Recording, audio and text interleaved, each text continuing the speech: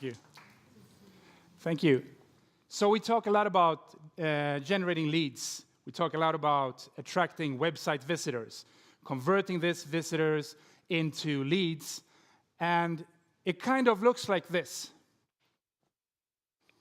Let's go all in on inbound marketing. Just to put kind of the agenda out there, I love inbound marketing. I love HubSpot. I'm all for HubSpot. Been a partner to HubSpot for almost 7 years. This is what I love. This is what I do. But I see a disconnect, because what's happening is that we go all in on inbound. This is the future. The customer is in control. The customer has all the power. The customer knows what she wants, when she wants it. There is also a phrase, something we normally say, the customer is always right. What if she's not? What if the customer doesn't know what she needs? What if she looks for stuff and ends up having a flu, and the next day she's dying of a disease because she Googled stuff? Right? Happened to everybody of us. So what happens? We go all in on inbound marketing. Let's buy a system. And why not? Let's buy HubSpot, because it's the best marketing automation system out there. So far, so good. Terrific. Let's build workflows. We've had sessions on workflows. Terrific work. You could go crazy building workflows. You could do 3-4 weeks just building workflows, ending up in the rabbit hole and never even know how you got there. And then you call one of the partners to get everything set up and back a few steps back again.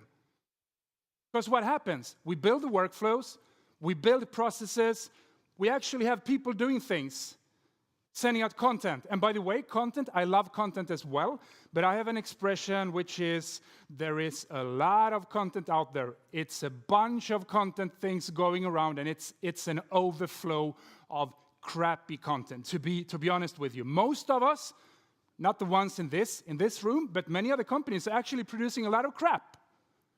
And this is why we don't want to have emails. We don't want to fill out forms anymore. We're sick of it. I love content, again, but it should be quality content. It should be good content. I happen to know that the salespeople at HubSpot, which I visited the Dublin office a few weeks ago, actually it was before summer, they do video prospecting. We have a few of those guys here today.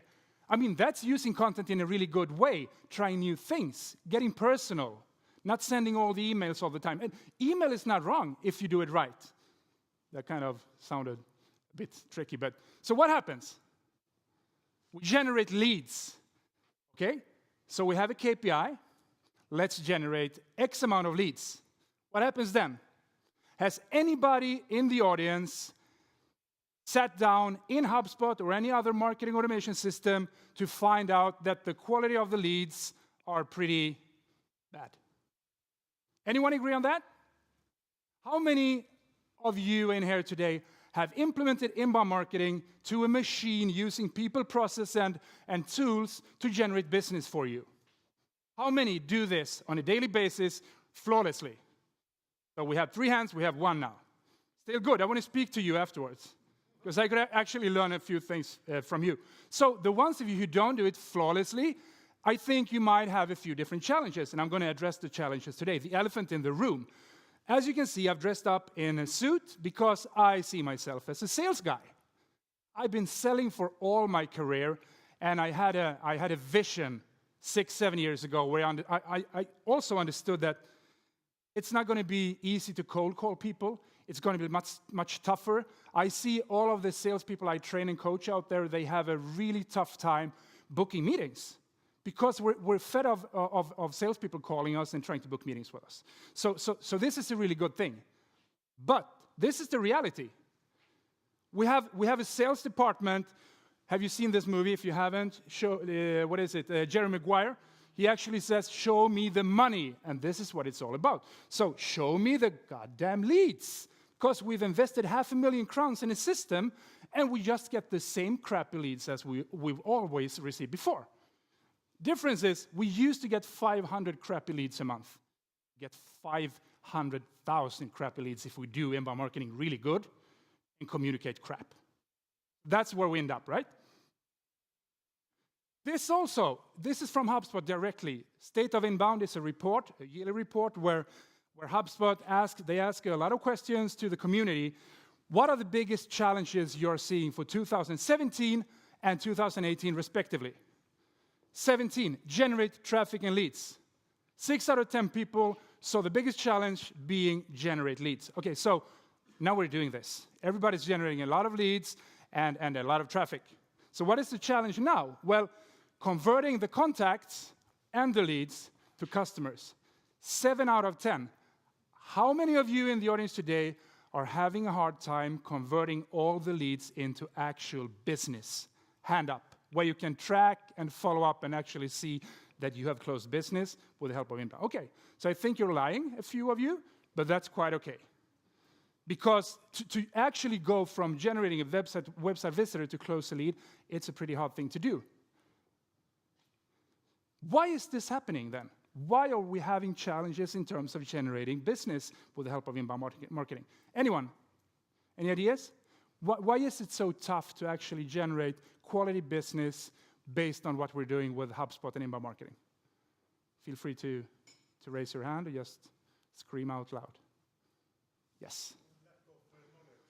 Lack of knowledge. Knowledge in terms of what? In the system, how we should work with it. Okay. Anyone else? Could it be something else apart from the system where we have challenges? The client doesn't know what their problem is. The client, I love you. Are you in sales? Yes. Good. The client, often they don't. They don't know what they need. And this is the base for the inbound methodology, is to tell them what they need, support them, educate them, and help them to understand what they need, because they don't. Because if that was the case, then Gartner, who actually said, small company, by the way, if you don't know them, they said that by year 2020, we're going to be replacing 80% of all salespeople with AI and robots. I don't believe that. I think we might replace 70%. But what happens? So what are the criteria for the remaining 30%?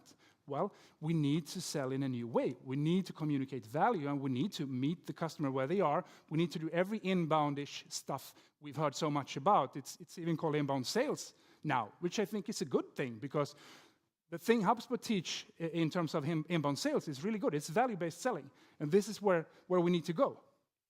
But we also know that a bunch of us who create content see that the content is never used by the sales department. You relate to that? We produce a lot of content, and sales reps don't even want to look at it. Because this is marketing, this is not what I do. I write a few things on LinkedIn, I make a few cold calls, and then I set up the meetings. By the way, the meetings they never set up because they don't know how to do it. But anyway, so we also know the reason why sales reps are not meeting with customers today is because they don't know how to sell value. So this is one of the key elements to how you actually can align marketing and sales, because if somebody knows how to sell value, it is marketers. And I also go against saying that salespeople should actually produce content. I don't think so. Some might do that. Most salespeople are not interested in blogging and communicating content. Why not write it for them and make them post it and rewrite a few of the sentences to make it their own, and then post it on LinkedIn?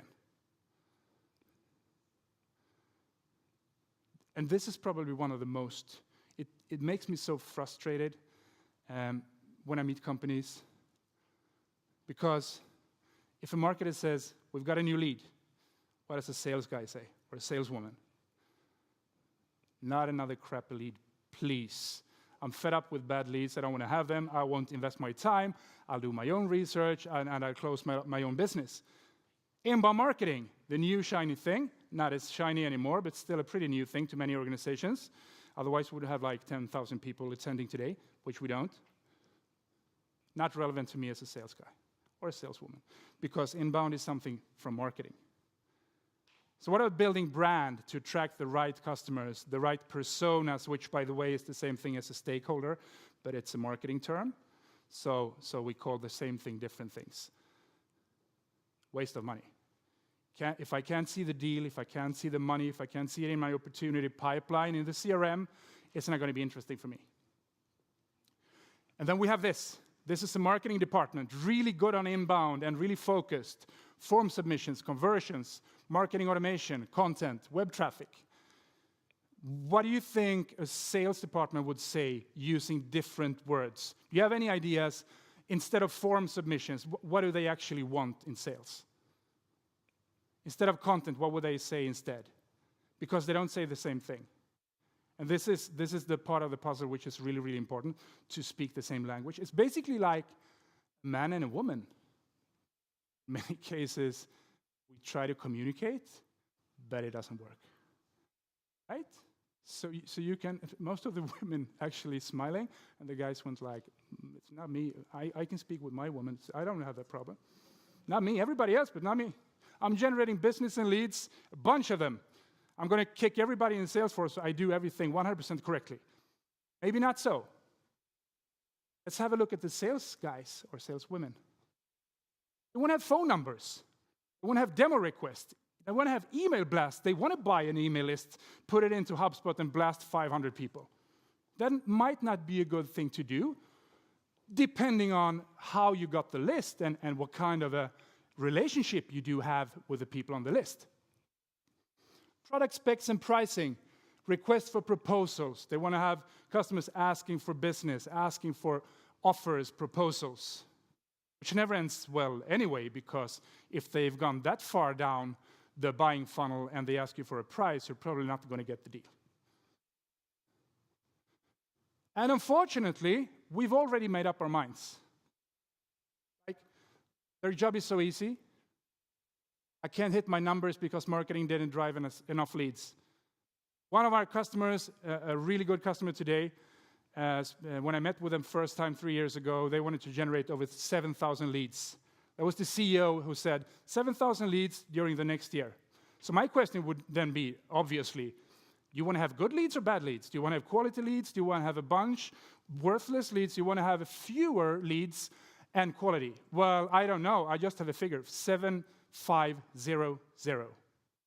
And obviously, they tried and they failed miserably, and now we're working with them. Not because we have all the solutions, but because she called me back and said, hey, you were actually right when we spoke the first time. Hey, they bought the system, because the system was, even though it's the best system on the market, it can't help you to solve everything. The sales team isn't following up with the leads. Yes, because they're crappy leads. The inbound lead quality is horrible. Sales team doesn't even fully understand the product we're selling.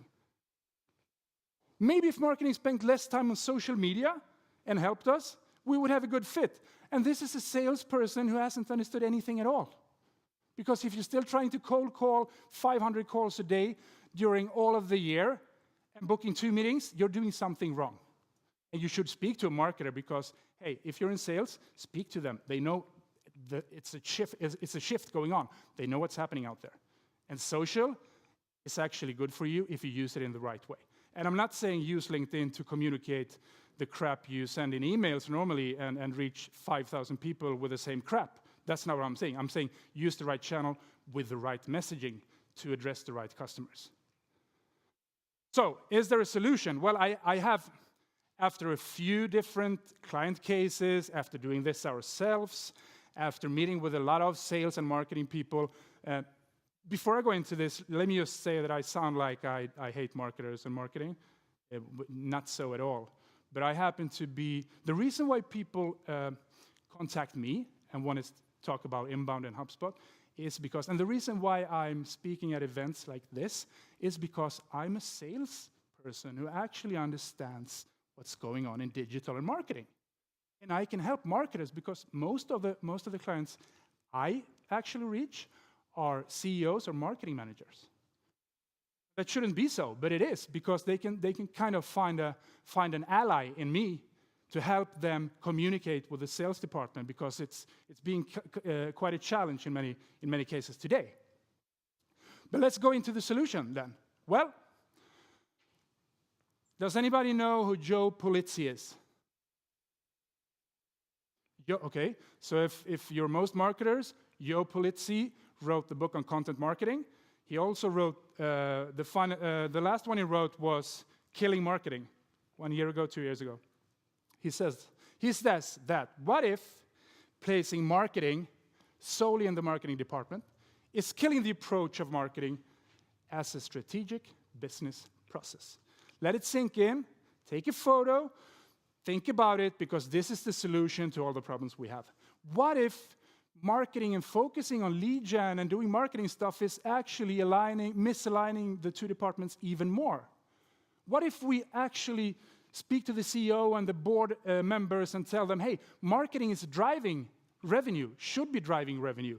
Marketing is booking meetings for the salespeople because they can't do it themselves. There is a shift going on, because from being a cost, an investment, which actually a waste of money, to now all of a sudden becoming an investment in terms of generating potential deals and opportunities for salespeople. Marketers are more valuable than ever internally in the organization.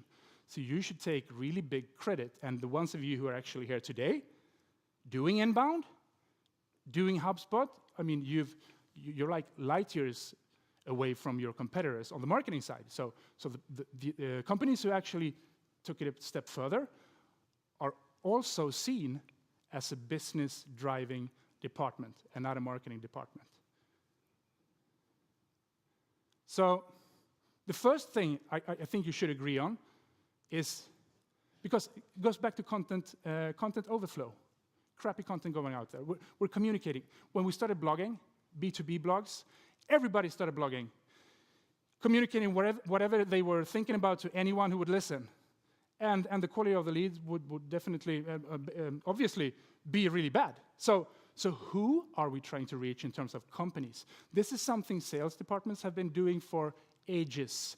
This is the ideal customer profile. Company size, industry, type of company, region, whatever. Who are we trying to reach? Number two, which persona, if we use marketing talk, or stakeholder, if we're in sales, are we trying to reach? And what are we trying to make them do? So obviously, inbound, we're trying to reach them as high up as possible to make them convert down the further down the funnel and make them basically close themselves, but they need help doing that. But we need to know who we should reach. And then we have the qualified leads. And just on a side note, we just had a project with a pretty large Nordic company on the sales process side. And this was also obviously involving marketing, but we decided that the thing with marketing qualified leads, sales qualified leads, we just said, what the heck? Let's define a lead as a qualified lead. I don't care if a sales rep or if a marketer generates the lead.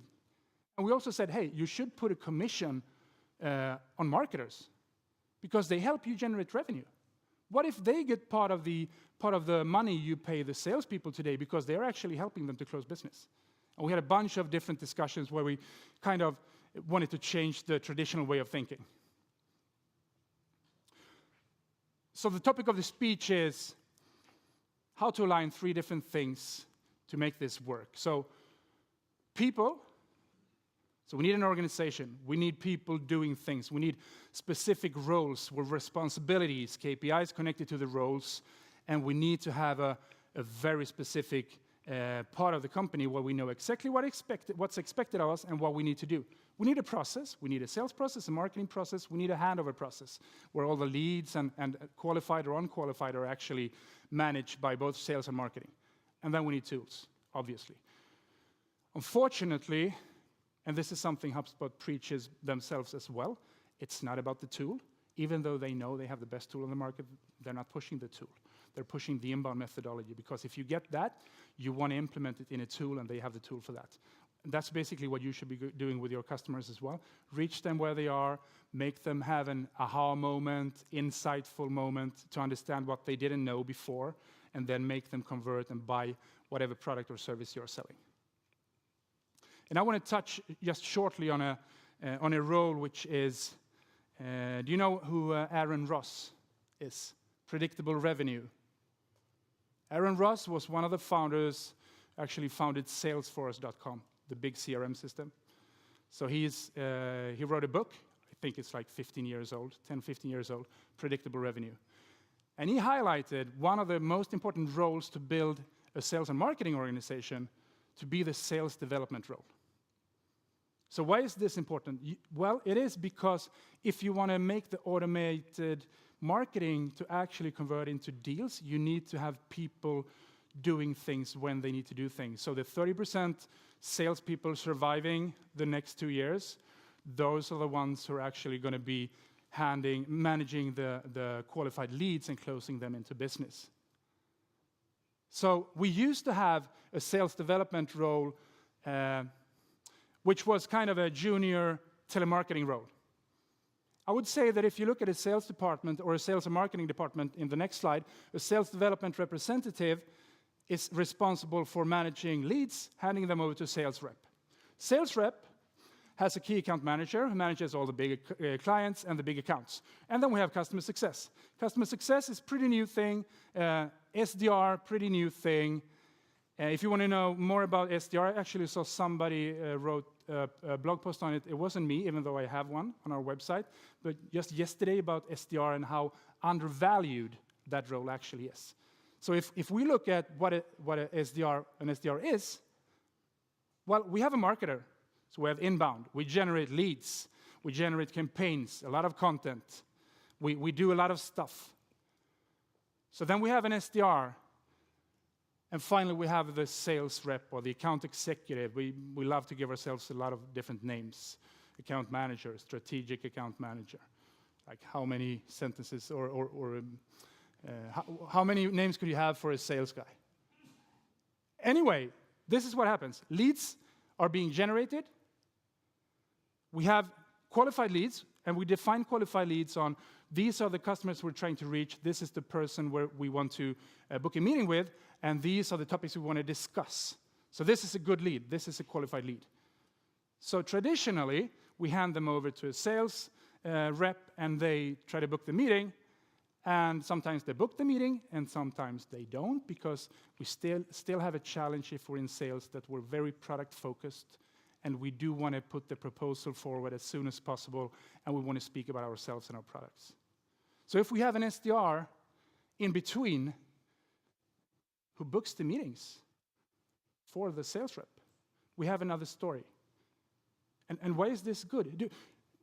Would you define an SDR as a marketer or a sales role, if you could choose? So we have leads being generated. They are qualified, but somebody has to call them up if you're in B2B or not very transactional deals, and we book a meeting. So is this a marketer or a sales profile? What would you say? Sales profile? Why? Part of the sales process? Trick is not to go into the sales process. Trick is not to go into the, could you elaborate on that? What do you mean by not go into the sales process? Not to go too close to the sale, to closing the deal, but just to book the point. Exactly, yes. So you think it's a marketing role? Yeah. Okay, anyone else? Marketing role, hands up. Sales role, the rest of you. So most of you think, I'm going to make it even trickier. There are two types of SDRs. Pause. Inbound SDRs and outbound SDRs. I would say that the inbound, because somebody trying to tell SDR to do inbound and outbound at the same time, it's going to be pretty complicated because it's two different profiles, two different people. So in inbound, qualify, book the meetings. Outbound, cold calling, when prepared and when you do have a list of relevant companies, is still working today. Some say it's not cold calling, it's warm calling, it's in between cold and warm. It's still you pick up a phone, you call a human being, and you book a meeting. And this is what an SDR does, even with inbound leads. But it's a totally different ballgame because you don't call anyone out of the blue and give them your pitch for 5 minutes, and then you're done. So different ballgame. So what about the handover process? So what does the SDR need to do to convert and to hand over this? So this is actually a pullout from one of the process documents we have with a client I spoke about earlier. And there's a lot of different steps. I don't know if you can see them, but we actually have another role which I haven't said anything about, and that's the prospecting role, the prospector. A prospector goes through lists, data, CRM, information, cleans the lists so that the SDR can have a nice and tidy list to call on or email or communicate with.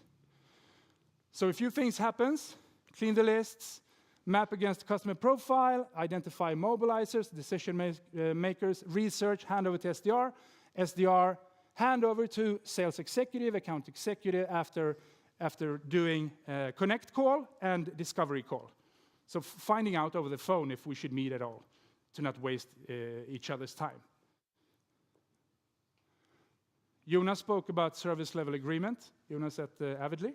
I totally agree. You need to define what a quality lead is. You need to define who's responsible for doing what. You need to define how many leads you should be generating. You need to define a lot of things, and you need to define in between the departments so that you agree on what's supposed to be happening. And the pre-SDR phase is have good lists, have good information, good data. You can do this by doing good marketing or by cleaning lists as well. But have a good preparation. Then you have the SDR phase, which is book a meeting. If you're in B2B, in pretty large deals and not very transactional, the goal is to book the meeting because this is when the sales process starts and the salespeople start doing their thing, like discovery questions, qualifying, making the client understand that she doesn't know what she thinks she knows by being very valuable and educating in the communication. So if we look at the tool, which is the final part, you have a lot of good functionality in the tool. You can build personas in the tool. You can do your stakeholders, you can build them, you can connect them to different forms and landing pages, whatever you want to do. You can put them in there. You can build campaigns based on the persona tool. You can use lead scoring. So again, you can definitely put points on what they're doing, and they generate into a qualified lead, and then they end up with the SDR. SDR calls them up, qualifies or disqualifies, and then you move on from there. Closed loop reporting and marketing, spoke about that as well. Really, really important to do this to find out what, if I invest $1 marketing dollar, how much in revenue am I actually getting at the end? Because this is, again, I started with the elephant in the room. If we can track this to money, to US dollars or Swedish crowns, it's a waste. If you have one system where you have the same database, and you can pull the same reports, like HubSpot, it will make it much, much easier than having two different systems. So pull revenue reports from one database, if possible. I know many of our clients use other CRMs as well, but if possible, have everything in one place, and the reporting will be much, much easier. And use dashboards to follow up weekly on how are the sales going, how many meetings. So basically, if you have a lot of good metrics if you're in marketing. Sales departments have a lot of good metrics as well. Speak to them, put together relevant metrics for both departments, and do a really good job together. So key takeaways. Number one, and I think this is crucial. I think this is crucial to actually being able to communicate and to reach the same goals. So you're going to get the slides, I guess, afterwards. So comparing how we say things, we mean the same thing, we say different things, we're not agreeing even though we agree. Super important. Create a link between sales and marketing using a human being. Because automation is really cool, and I think I'm all for automating. I love automation, I love processes. Let's automate the heck out of everything we do, except for when we need a person to do the work, to build value, to speak, to build insights.